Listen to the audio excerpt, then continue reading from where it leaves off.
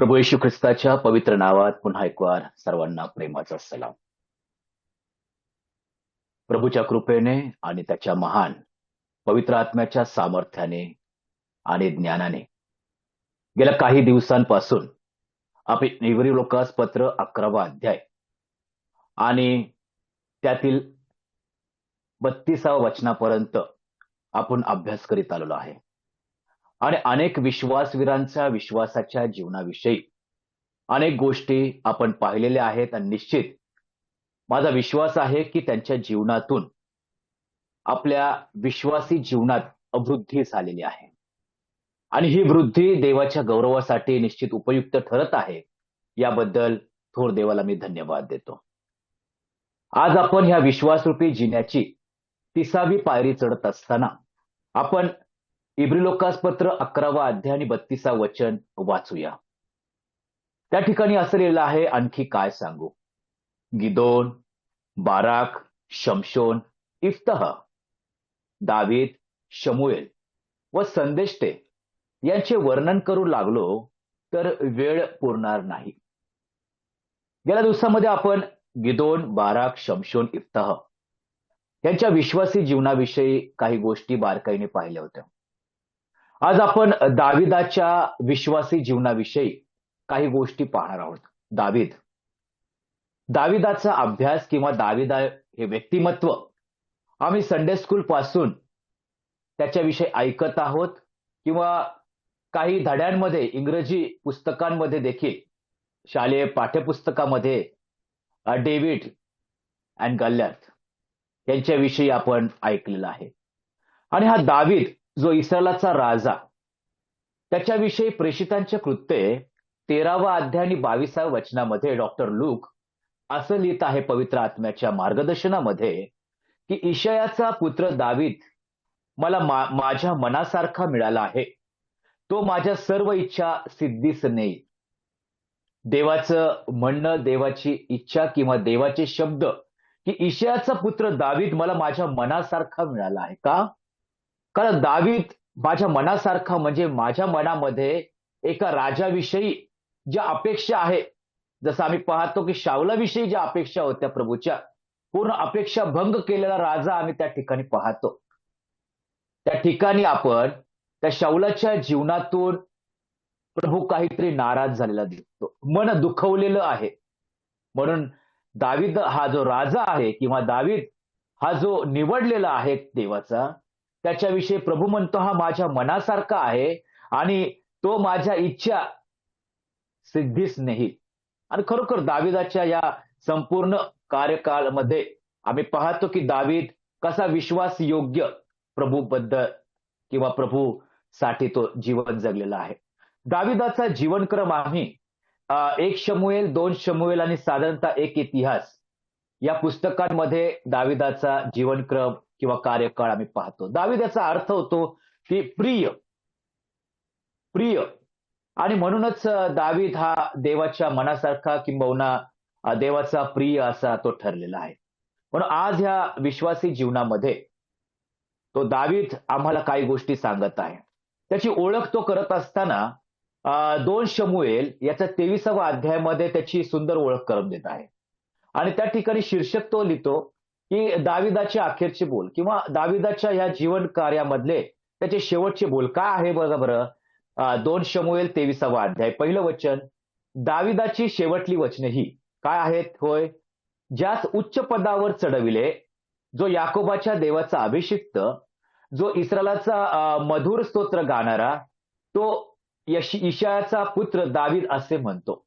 दावीद आपली ओळख किंवा दाविदाविषयी ज्यावेळेस लिखाण करण्यात येतं त्यावेळेस ज्याच उच्च पदावर चढविले. आम्ही पाहतो की दावीद कुठे होता? दावीद रानावनात होता, दावीद मेंढरांच्या मागे होता, दावीद पावसा पाण्यामध्ये, उन्हातानामध्ये, थंडीमध्ये मेंढरांचं राखण करणारा होता. आणि अशा हा दावीद एका भटकंती जीवन त्याचं होतं प्रियानो. आणि अशा प्रकारच्या दाविदाच्या विषयी प्रभू म्हणत आहे की त्याला उच्च पदावर चढविले. म्हणजे दगडावर बसलेला दावीद आता कुठे आहे? सिंहासनावर बसलेला आहे. हिरवगाळ गवतावर बसलेला दावीद आता पाहतो आम्ही की इस्रायलाच्या वडील जनांबरोबर, मंडळीबरोबर, प्रजेबरोबर बसलेला आम्ही पाहतो. एक उच्च पद दाविदाच्या जीवनात आहे. दुसरी गोष्ट आम्ही पाहतो की तो याकोबाच्या देवाचा अभिषिक्त आहे. म्हणजे काय? देवाचा अभिषिक्त म्हणजे देवाचा निवडलेला आहे. आज इतक्या इस्रायल कुळांपैकी आणि असंख्य अशा लोकांपैकी एका मेंढपाळाला निवडलेला आहे. ईशाच्या घरामध्ये ज्यावेळेस शमूएल जातो त्यावेळेस हा नाही, हा मुलगा नाही, हा मुलगा नाही. ईशायाला म्हणतो, "अजून तुझी मुलं कुठे आहेत? एक आहे का?" तो म्हणतो, "तो रानामध्ये मेंढरं चारीत आहे. त्याला बोलव." तो अभिषिक्त त्या ठिकाणी आम्हाला दिसतो. एक निवडलेला आहे. आणि अजून तो लिहित आहे, जो इस्रायलाचा मधुर स्तोत्र गाणारा आहे. पहिलं तर देवाची कृपा, की त्याला उच्च स्थानावर त्याने बसवलेलं आहे. दुसरी गोष्ट तो देवाचा अभिषिक्त, एक देवाबरोबरचं नातं आम्हाला त्या ठिकाणी त्या ओळखीमध्ये दिसतं. आणि तिसरी गोष्ट, की देवाच्या राष्ट्राबरोबरचं नातं काय आहे? त्या इस्रायलाबरोबरचं नातं. इस्रायलाचा मधुर स्तोत्रकर्ता. स्तोत्रकर्ते अनेक आहेत. परंतु त्यातील इस्रायलाचा मधुर स्तोत्र गाणारा आम्ही पाहतो आणि स्तोत्रकर्ता स्तोत्र संहितेमध्ये अनेक अशी स्तोत्रे आम्हाला आमच्या आत्मिक जीवनाला उत्तेजन देणारे आहेत दाविदाचे. आणि अशा प्रकारची ओळख करीत असताना पहिल्या देवाच्या कृपेपासून नंतर देवाचे जे नातं आहे माझं अभिषिक्त आहे, मी देवाचा निवडलेला आहे, माझं देवाबरोबर नातं आहे, त्याच्यानंतर देवाच्या राष्ट्राबरोबर आहे. नंतर आम्ही पाहतो की देवाचं निवडलेलं कुटुंब जे इशियाचं कुटुंब आहे त्याच्याबरोबर तो लिहित आहे, तो इशियाचा पुत्र दावीद. पण आमच्या ओळखीमध्ये आमची ओळख कुटुंबापासून नसावी, तर देवापासून असावी, देवाने आमच्यावर केलेल्या कृपेपासून असावी. कारण ती कृपा आम्हाला आमच्या विश्वासी जीवनामध्ये उत्तरोत्तर वाढ करणारी किंवा उंच करणारी आहे. जर देवाची कृपा आमच्यामध्ये असेल, तर आम्हाला प्रभू अनेक उच्च पदावर घेऊन जाईल. आम्हाला त्याची निवड आम्हाला समजेल, की माझी निवड कोणत्या क्षेत्रामध्ये आहे. तो जगासाठी, कोणत्या राष्ट्रासाठी तुमची आणि माझी निवड करू इच्छितो. अनेक क्षेत्र आहेत, अनेक अशा देश आहेत, अनेक अशा राष्ट्र आहेत, किंबहुना अनेक अशा राज्य आहेत आणि गावं आहेत प्रियांनो. प्रभू आमची निवड एक अभिषिक्त म्हणून त्या ठिकाणी करू इच्छितो. आमच्या घरापासून ते देवाच्या घरापासून, किंबहुना देवाच्या घरापासून ते आमच्या घरापासून ही एक ओळख दावीद आपली करून देत आहे. आणि म्हणून आजच्या शास्त्र पाठाला मी शीर्षक दिलेलं आहे, डेव्हिड्स अनशेकेबल फेथ. दाविदाचा अढळ विश्वास. आणि म्हणून या दाविदाच्या अढळ विश्वासी जीवनाबद्दल शिकत असताना त्या अढळ विश्वासाचं सत्य देखील आम्हाला समजणं गरजेचं आहे, की का बरं प्रभू असं म्हणत आहे, की दावीद माझ्या मनासारखा आहे. अनेक जण होऊन गेले, परंतु प्रभू अनेकांविषयी बोलत नाही. काही मोजक्या लोकांविषयीच प्रभू म्हणत आहे, की हा माझ्या मनासारखा आहे. जर आम्ही पाहिलं तर दाविदाच्या जीवनातलं महाभयंकर पाप आम्हाला दिसतं व्यभिचाराचं. नियमशास्त्राच्या अधीन असलेला हा दावीद भयंकर पाप करताना दिसतो. तरी सुद्धा अशा पापी व्यक्तीला देखील प्रभू म्हणतो, की हा माझ्या मनासारखा आहे. कारण एकच देव कृपा करणार आहे. तो कृपा आणि करुणा करणार आहे. आणि म्हणूनच आम्ही योहान कृषी वर्तमानाने पाहतो, की ख्रिस्ताच्या परिपूर्णतेतून त्याने आम्हाला कृपेवर कृपा केली. आम्ही दाविदासारखं एक पाप नाही तर अनेक पाप आमच्या जीवनात असून सुद्धा तो प्रभू आमच्यावर कृपेवर कृपा करीत आहे. हा आमचा देव आहे. आणि म्हणूनच आमचं नातं किंवा आमच्या ओळखीची सुरुवात त्या कृपेच्या घरापासून असणं गरजेचं आहे. तो कृपा करणाऱ्या देवापासून असणं गरजेचं आहे. ईशिया त्याचा बाप आहे, परंतु नातं माझं देवापासून आहे. म्हणूनच त्या ठिकाणी डेव्हिड्स अनशेकेबल फेथ, दाविदाचा अढळ विश्वास आम्हाला दिसतो. आणि अनेक स्तोत्रामध्ये तो नमूद देखील केलेला आम्ही पाहतो. म्हणून पहिला मुद्दा आपण त्या ठिकाणी जर पाहत असताना त्याचं वर्णन करीत असताना ट्रूथ ऑफ डेव्हिड्स अनशेकेबल फेथ, दाविदाच्या अढळ विश्वासाचं सत्य आपण पाहूया. पहिला मुद्दा आपण पाहूया की डेव्हिड्स प्रेयर, दाविदाची प्रार्थना आम्हाला त्या ठिकाणी दिसते. दाविदाच्या प्रार्थना आम्हाला भरपूर आहे, माहिती आहे. स्तोत्रसंहिता 120 मध्ये ज्यावेळेस आम्ही येतो त्यावेळेस पहिलं वचनामध्ये तो म्हणत आहे, मी संकटात असता परमेश्वराचा धावा केला. अनेक ठिकाणी दावीद संकटात सापडलेला आम्ही पाहतो. आणि अनेक ठिकाणी त्या संकटात तो धावा करत असताना, विनवणी करत असताना, प्रार्थना करीत असताना आम्ही पाहत आहे. पण कुणाचा धावा करीतोय, कुणाची प्रार्थना करतो, तर परमेश्वराची प्रार्थना करतो. आणि त्याचा विश्वास काय आहे किंवा अनुभव काय आहे त्या वचनात लिहिलेला आहे. आणि त्याने माझे ऐकले. त्यानं जे शब्द मी बोलत आहे, दावीद म्हणत आहे, ते शब्द माझा प्रभू ऐकत आहे. त्या ठिकाणी त्याच्या स्तोत्रामध्ये ते म्हणतो, की माझा देव माझी प्रार्थना ऐकतो. कारण त्याला कान आहेत. तो ऐकत आहे. असे जगामध्ये देव आहेत, ज्यांना कान तर दिसतात, परंतु ते ऐकत नाही.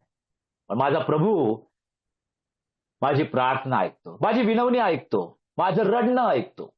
त्याच प्रकारे आपण पाहतो, की स्तोत्रसंहिता 5व्या अध्यायामध्ये स्तोत्र 5 मध्ये 3व्या वचनामध्ये असं लिहिलं आहे, की हे परमेश्वरा प्रातःकाळी तू माझी वाणी ऐकतोस. त्याच्या ठिकाणी आपण पाहतो, की दावीद आपल्या देवाकडे प्रातःकाळी पहाटे नियमितपणे जात आहे. आणि अशा प्रकारच्या प्रार्थना दाविदाच्या आम्हाला दिसतात. दाविदाचं विश्वासी जीवन, अढळ विश्वासी जीवन काय आहे? प्रार्थना त्याचं पाया आहे प्रियांनो. ज्या वेळेस आम्ही प्रार्थना करतो, त्या वेळेस आम्ही प्रभूची संवाद करीतो. तर संवाद हा एका बाजूनी नसतो प्रियांनो. जसं आम्ही पाहतो, की आम्ही कुणाला तरी कॉल करतो आणि समोरून जर उत्तर येत नाही, तर तो कॉल कट करतो. पण तू जर उत्तर आलं, हॅलोला हॅलो केलं, सलाम प्रभूमध्ये सलाम केलं, तर प्रभू सलाम आला, तर पुढच्या गोष्टी आम्ही बोलू शकतो. अनेक विषय एकमेकांसमोर मांडू शकतो प्रियांनो. दाविदाचा अनुभव आहे, की मी ज्या वेळेस प्रभूला अ, प्रार्थना करतो, प्रभूची प्रार्थना करतो, त्यावेळेस समोरून उत्तर येतं. तो ऐकतो माझी प्रार्थना. त्यानं एक प्रार्थनावीर असलेला दावीद आम्हाला दिसतो. त्याच्या अढळ विश्वासी जीवनाचं रहस्य काय आहे? तर त्याची प्रार्थना, डेव्हिडची प्रार्थना. त्या ठिकाणी असलेलं आहे, की परमेश्वर माझी प्रातःकाळी प्रार्थना ऐकतो. संकटात आहे, मी धावा करीत आहे. मी कष्टी आहे, मी अनेक अशा अडचणीमध्ये आहे, तरी सुद्धा ज्या वेळेस मी धावा केला, त्यावेळेस माझ्या प्रभूने माझी प्रार्थना ऐकलेली आहे. प्रियानो, ज्यावेळेस आम्ही स्तोत्रसंहिता 6वा अध्याय आणि 9व्या वचनामध्ये आम्ही येतो. काढा बरं स्तोत्र 6 अ, आणि त्या ठिकाणी 6 ते 9 हा भाग आहे. दावीद म्हणतो, की मी कणून थकलो. रोज रात्री मी आपले अंथरूण आसवात पोहवितो. मी आपला पलंग अश्रूंनी विरघळवितो. शोकाने माझी दृष्टी मंद झाली आहे. माझ्या सर्व शत्रूंमध्ये माझे नेत्र क्षीण झाले आहेत. दावीद म्हणतो, प्रभूने माझं कणणं ऐकलं आहे. मी जे थकलेल्या अवस्थेमध्ये आहे, माझं थकलेली अवस्था त्यांनी पाहिलेली आहे. मी पांघरुणामध्ये मी झोपतो. परंतु झोपल्यानंतर जे माझे डोळे आहेत, त्या डोळ्यांचा जो झरा आहे, अश्रूंचा झरा जो वाहत आहे, त्या ठिकाणी माझ्या प्रभूने माझे अश्रू देखील पाहिलेले आहेत. आणि अशा सर्व परिस्थितीमध्ये मी ते क्षीण झालेलो आहे आणि अशा परिस्थितीत तो म्हणतो, अहो दुष्कर्म्यांनो, तुम्ही माझ्यापासून निघून जा. का बरं? कारण माझी प्रार्थना प्रभूने ऐकली आहे. माझं रडणं ऐकलेलं आहे. माझी प्रार्थना त्यांनी मान्य केलेली आहे. एक शिक्कामोर्तब माझ्या प्रार्थनेवर झालेला आहे. आणि जर ही प्रार्थना ऐकलेली आहे, अहो शत्रूंनो, तुमचं काही खरं नाही. म्हणतो शत्रूंविषयी देखील प्रीती दाखवतो. आता तुम्ही माझ्यापासून दूर जावा, नाहीतर माझा देव तुम्हाला भस्म करेल. तुम्ही माझ्यापासून निघून जा, कारण माझ्या देवानी माझी प्रार्थना ऐकलेली आहे. ती शिक्कामोर्तब केलेली आहे, ती मान्य केलेली आहे. तर काय हा अनुभव, काय हा विश्वास, की मी ऐकतोय आणि माझा क्षमा करा, मी बोलत आहे, मी प्रार्थना करीत आहे आणि माझे शब्द माझा प्रभू ऐकत आहे. कधी हा विचार माझ्या मनात आलेला आहे का? मी प्रार्थना करतोय, माझा प्रभू ऐकत आहे का? मी समोर बसलोय आणि मी बोलतोय, तर तो ऐकत आहे, दिसत आहे मला. परंतु प्रार्थना करीत असताना माझा प्रभू ऐकत आहे. माझे शब्द ऐकत आहे. माझं रडणं, माझे अश्रू माझा प्रभू पाहत आहे. माझं कणणं माझा प्रभू पाहत आहे. माझा थकवा, मी थकलेल्या अवस्थेत आहे, माझा प्रभू पाहत आहे. प्रियानो, या ठिकाणी काय दिसतंय? दाविदाचं समर्पण. एक राजा थकलेला आहे, कणत आहे, रडत आहे, हताश झालेला आहे. फक्त एकच, माझी संपूर्ण भिस्त माझ्या प्रभूवर आहे. एक राजा म्हणत आहे. प्रियानो, आज तुमची आणि माझी परिस्थिती काय आहे? प्रियानो, मी माझ्या बलावर अवलंबून आहे का? मी माझ्या बुद्धीवर अवलंबून आहे का? अनेक अशा परिस्थिती आहेत, की माझ्या हाताबाहेरच्या आहेत. एकच मार्ग, तो म्हणजे विश्वासाने प्रभूकडे धाव, प्रार्थना. अश्रूंचा झरा त्याच्या समोर ज्यावेळेस वाहतो, तर देव म्हणतो, मी तुमच्या अश्रूंचा आदर करतो. मी ते साठवतो, माझ्याकडे गुंतली आहे. आणि त्याचं योग्य समयी मी उत्तर देखील देतो. या ठिकाणी डेव्हिड्स प्रेयर, दाविदाची प्रार्थना कशासाठी?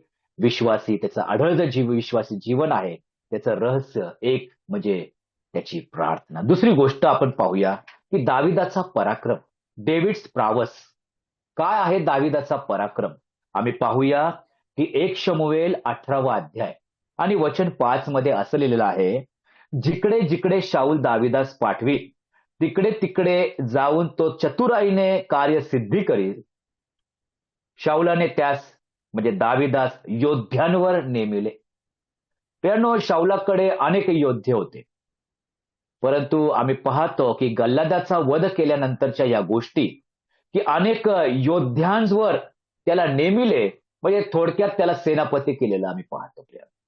परंतु या ठिकाणी जिकडे चिकडे आणि तिकडे तिकडे, जिकडे जिकडे तो जात होता, तिकडे तिकडे पराक्रम घडत होता. परंतु जिकडे जिकडे जात होता त्या ठिकाणी अनेक शत्रू होते, अनेक अशी प्रतिकूल परिस्थिती होती. परंतु तिकडे तिकडे दाविदास प्रभू पराक्रम देत होता. काय आहे दाविदाचा पराक्रमाचं रहस्य? तो म्हणजे विश्वासी जीवन आहेच आहे, परंतु स्तोत्रकर्ता दावीद म्हणतो 71व्या स्तोत्रामध्ये 5 आणि 6 मध्ये, तर हे प्रभू परमेश्वरा, तूच माझे आशास्थान आहे, तूच माझे श्रद्धास्थान आहे, तूच माझा जन्मापासून आधार असा आहे. जन्मापासून आधार असा आहे. प्रियांनो, दाविदाच्या पराक्रमाचा आधार कोण आहे? त्याचं बल, त्याचं चातुर्य, त्याचे ज्ञान, त्याची बुद्धी नाही, परमेश्वराचा आधार आहे. प्रियांनो, आज आमच्या जीवनामध्ये आम्ही अशा प्रकारचे तलवारी घेऊन पराक्रम करत नसेल, परंतु अनेक अशा अडचणी आहेत, संकट आहेत, अडखळणं आहेत, त्यांच्यावर विजय प्राप्त करणे हे पराक्रमापेक्षा कमी नाही. प्रियांनो, पण त्याचा आधार काय आहे? मी माझं बल वापरतो का ते करण्यासाठी, का प्रभूची कृपा मला पुरेशी आहे? त्या पराक्रमामध्ये माझा आधार माझा प्रभू असणं अतिशय महत्वाचं आहे. आणि कधीपासून? जन्मापासून म्हणतो, मला तू राजपदावर बसवल्यापासून नाही, जन्मापासून हे प्रभू तू माझा आधार आहे, आणि तुझा आधार जर नाही तर मी शून्य आहे. मोशे म्हणाला ना, जेव्हा ज्यावेळेस वासरू केलं त्यांनी, आणि मग प्रभू म्हटला, आता इथून पुढे मी तुमच्याबरोबर येईन. प्रभू म्हटला, मोशे प्रभूला म्हटला की प्रभू, जर तू माझ्याबरोबर पुढे येत नाहीस तर तू आम्हाला घेऊन जाऊ नकोस, कारण तू माझा आधार आहे. मी इतक्या लाखो लोकांना घेऊन जात आहे, हे माझ्या बलावर नाही, माझ्या शब्दांवर नाही, माझ्या विचारांवर नाही, तर तू माझा आधार आहे. या रानावनात आम्ही फिरत असताना अनेक अमालेक सारखे शत्रू, अनेक असे शत्रू आमच्या समोर आहेत, परंतु ह्याच्यावर विजय प्राप्त करण्यासाठी तू पराक्रमी देव आहेस, तू आमचा देव आहेस, आणि तू आम्हाला पुढे नेणार आहे. प्रियांनो, आज या विश्वासी जीवनामध्ये पुढे पुढे जात असताना आमचा आधार कोण आहे? आमचं घर, आमचं कुटुंब, आमचं शिक्षण, आमचा पैसा अडका, आमचं काय?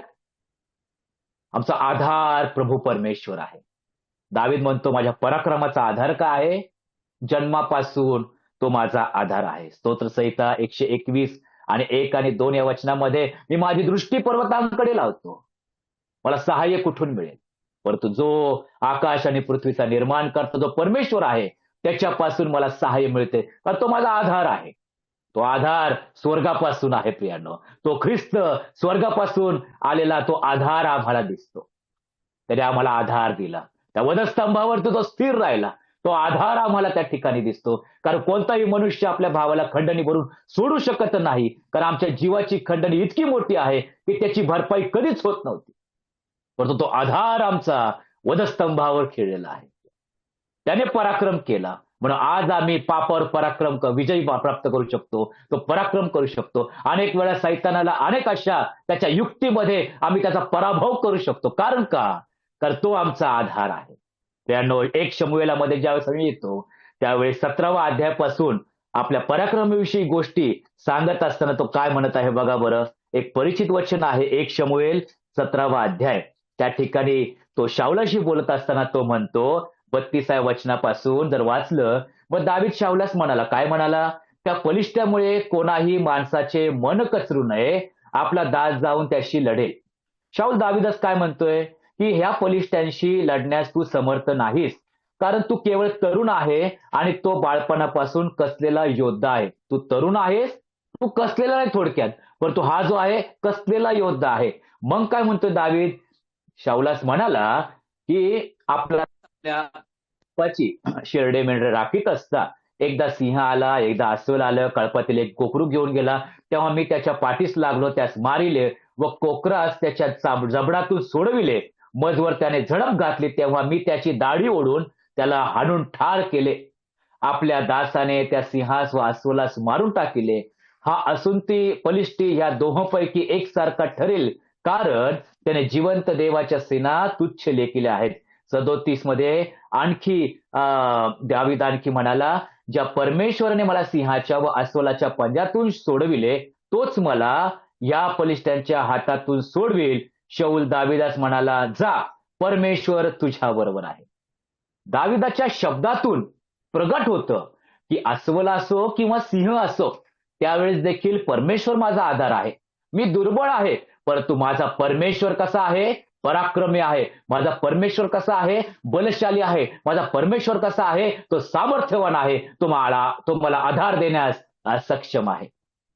शाऊलाच्या मुखातून काय आहे? शाऊल म्हणतो, जा, परमेश्वर तुझ्या बरोबर असो. शाऊलाला देखील त्या ठिकाणी विश्वास झाला, की दावीद बरोबर त्याचा परमेश्वर आहे.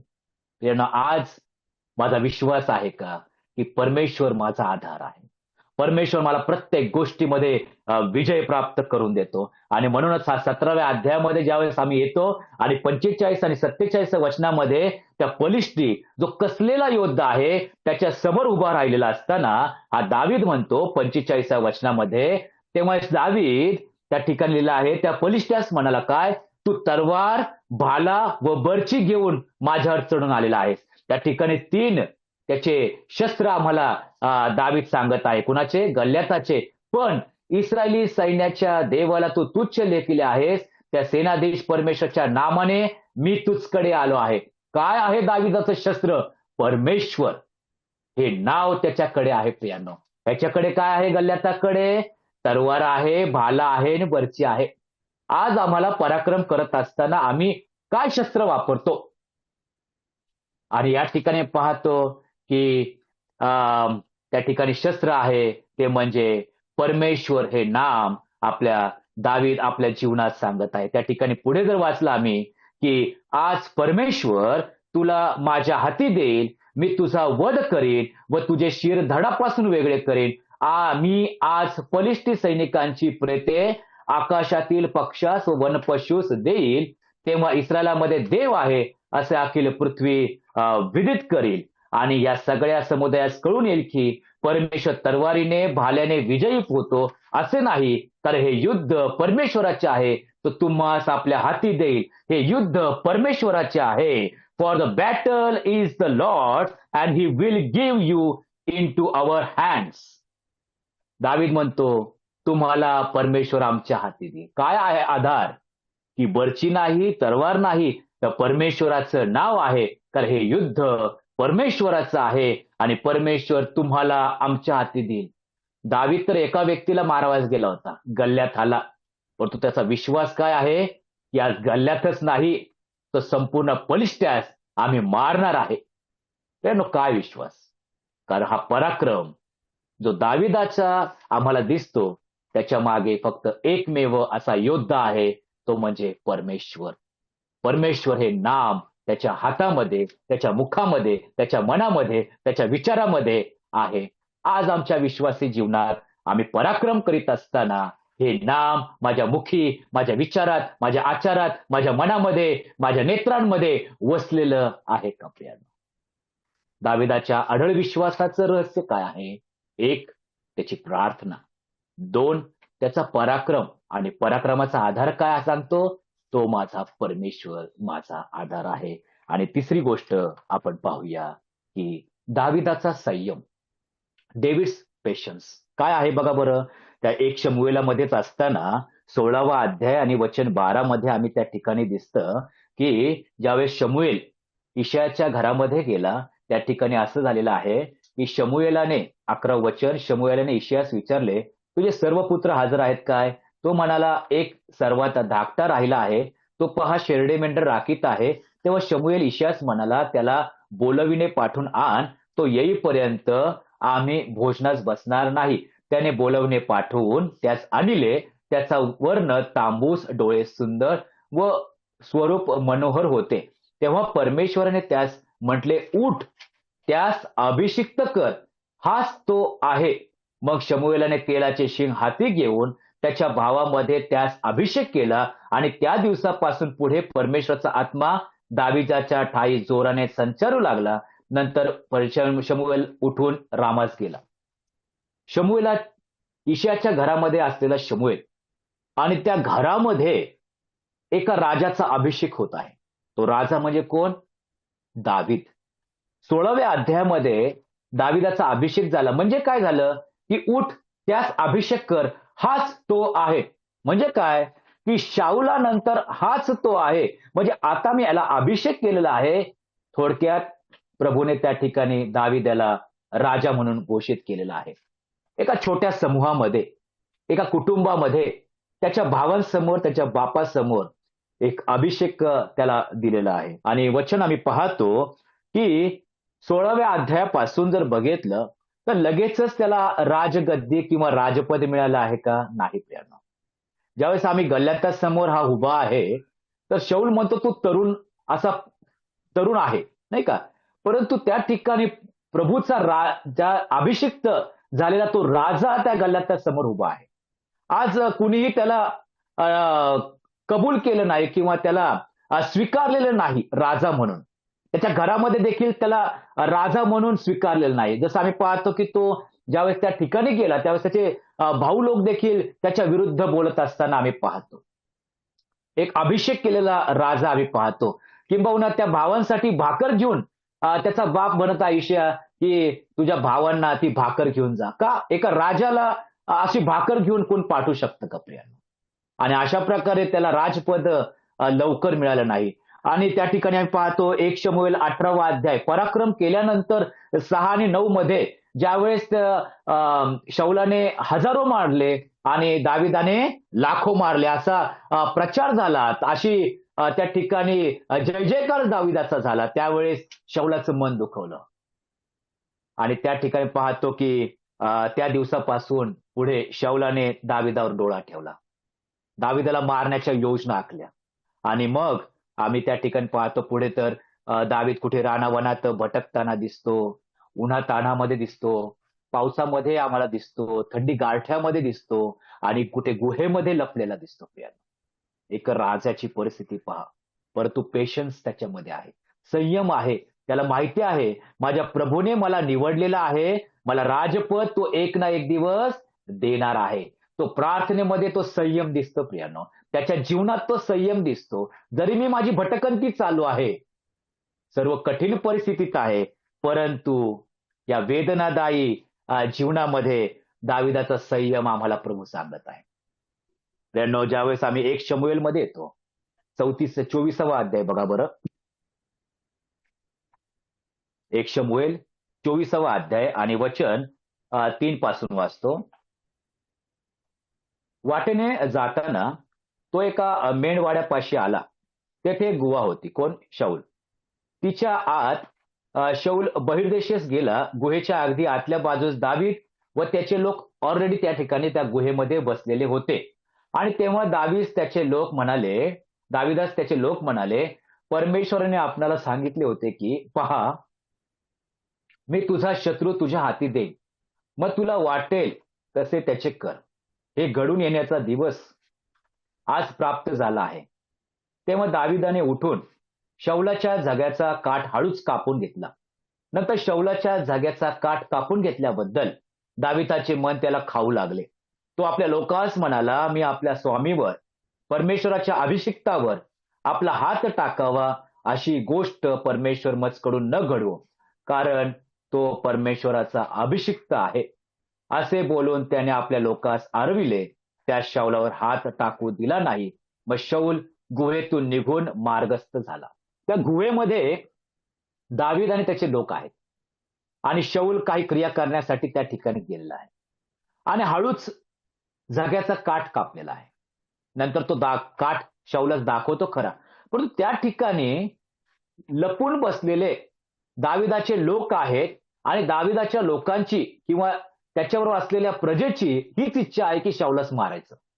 परंतु प्रभूच्या दासाविरुद्ध, अभिषिक्ताविरुद्ध मी असं काहीही करू शकत नाही, हा दावीद म्हणत आहे. दावीद शौलामुळे भटकंती करत आहे प्रियांनो. वेदनादायी जीवन आहे प्रियांनो. परंतु त्याच्या मुखातून त्याच्या शत्रूविषयी किंवा शौलाविषयी म्हणत आहे, की मी देवाच्या किंवा परमेश्वराच्या अभिषिक्तावर हात टाकावा, हे अशी गोष्ट माझ्याकडून न घडो. किंबहुना त्या लोकांस त्याने अरविले, त्या शाऊलावर हात टाकू दिला नाही. आता उदाहरणार्थ ते लोक प्रेशर करत असेल दाविदाला, परंतु प्रत्येकाला त्याने अडवलं आणि कुणीही शाऊलावर हात टाकायचं नाही. प्रियानो, शाऊलाच्या आणि त्या लोकांच्या मध्ये असलेला दावीद आम्हाला दिसतो. प्रियानो, दाविदाच्या विश्वासी जीवनाचं रहस्य काय आहे? त्याचा संयम. आणि आम्ही पाहतो की एका शत्रूवर प्रेम करत आहे. त्याला राजपद मिळत नव्हतं, इस्रायलाची गादी मिळत नव्हती त्या शौलामुळे, परंतु त्याला माहिती आहे की हा परमेश्वराचा अभिषिक्त आहे, परमेश्वराने त्याला निवडलेला आहे, परमेश्वराने त्याला राजगादीवर बसवलेला आहे. पण तोच परमेश्वर एक दिवस त्याला राजगादीवरून उतरवेल आणि मला त्या ठिकाणी बसवेल. यानो, हा संयम आमच्या जीवनात असणं गरजेचं आहे. 2 तिमोथीमध्ये आम्ही पाहतो, पहिला अध्याय 7व्या वचनामध्ये संत पाऊल आपल्या आत्मिक लेकराला उत्तेजन देत असताना तो म्हणतो, कारण देवाने आपल्याला भित्रेपणाचा नव्हे तर सामर्थ्याचा, प्रीतीचा आणि संयमनाचा म्हणजे सेल्फ कंट्रोल याचा आत्मा दिलेला आहे. प्रियानो, संयमाचा आत्मा, संयमनाचा आत्मा, प्रीतीचा आत्मा आणि सामर्थ्याचा आत्मा दिला. ते सामर्थ्य दाविदामध्ये होतं, म्हणून तो जाग्याचा काठ कापू शकला. त्या प्रीतीचा आत्मा होता, म्हणूनच शाऊलामध्ये आणि त्या प्रजेमध्ये तो उभा राहिला. त्याने शाऊलावरही प्रीती केली आणि आपल्या प्रजेवरही प्रीती केली आणि त्या ठिकाणी ते संयमनाचा आत्मा, सेल्फ कंट्रोल, संयम त्या ठिकाणी आम्हाला दिसत आहे. संयम पापाविषयी आहे, संयम अनेक अशा गोष्टी आहे, संयम प्रभूच्या त्या त्या अभिषिक्ताविरुद्ध आहे. अनेक अशी क्षेत्र आहेत, त्याच्यामध्ये आम्हाला संयम ठेवायचा आहे प्रियानो. तर राजगादी एक ना एक दिवस मिळणार आणि म्हणून 1 शमूएल 16व्या अध्यायामध्ये त्याचा अभिषेक झाला, तरी सुद्धा त्या ठिकाणी पाहतो की 2 शमूएल 2रा अध्याय 4थ्या वचनामध्ये त्याला ते राजपद मिळालं. भयंकर मोठा कालखंड आम्हाला त्या ठिकाणी दिसतो. काढा बरं 2 शमूएल 2रा अध्याय आणि वचन 4. यहुदी लोकांनी तेथे जाऊन दाविदास अभिषेक करून यहुदाच्या वंशाचा राजा नेमिला. त्यानो, ज्या वेळेस शौलाचा मृत्यू आम्हाला 1 शमूएल 31व्या अध्यायामध्ये दिसतो आणि त्या मृत्यूचा शोक आम्हाला 2 शमूएल 1 मध्ये दिसतो, परंतु नंतर ती राजगादी रिकामी झाल्यानंतर 2 शमूएल 2रा अध्यायामध्ये त्या राजगादीवर विराजमान असलेला इस्रायलाचा राजा दिसतो, तो म्हणजे दावीद. त्यानो, आज प्रभूच्या मार्गदर्शनामध्ये दाविदाच्या अढळ विश्वासी जीवनाचं रहस्य आम्ही थोडक्यात पाहिलं. अनेक अशा गोष्टी शिकण्यासारख्या आहेत दाविदाच्या जीवनातून, परंतु वेळाअभावी आपण 3 मुद्दे पाहिले. एक, दाविदाच्या अढळ विश्वासाचं रहस्य, त्याच्या प्रार्थना. अनेक प्रार्थना आहेत प्रियांनो, प्रातःकाळी आहे, सायंकाळच्या आहेत आणि अनेक असं प्रार्थनामय जीवन त्याच्या जीवनामधून आम्हाला दिसतं. दुसरी गोष्ट, दाविदाचा पराक्रम. त्या पराक्रम जरी करत असला तर परंतु पूर्ण श्रेय हा प्रभूला देतो, कारण आमच्याकडे कोणतं शस्त्र नाही, तर परमेश्वर हे नाम हे आमचं शस्त्र आहे. त्या ठिकाणी तिसरी गोष्ट आम्ही पाहतो की दाविदाचा संयम, की कसं संयमाने आपलं विश्वासी जीवन जगला आणि त्या विश्वास प्रभूवर ठेवला. जे राजगादी भेटणार होती, अनेक वर्ष गेले, घरामध्ये त्याचा अभिषेक झाला, परंतु आम्ही पाहतो मोठ्या कालावधीनंतर ती राजगादी संपूर्ण प्रजेसमोर त्याला प्रभूने दिलेली आहे. प्रभू करो की दाविदाच्या विश्वासी जीवनातून प्रभू आम्हाला अनेक अशा गोष्टी शिकवो आणि दाविदाची प्रार्थना, दाविदाचं पराक्रम आणि दाविदाचा संयम या 3 मुद्द्यांद्वारे प्रभू तुमच्या आणि माझ्या जीवनात कार्य करो आणि विश्वासात वाढ करो. प्रभूने पुरवल्या शब्दाबद्दल प्रभूचे मी मनापासून आभार मानतो. धन्यवाद.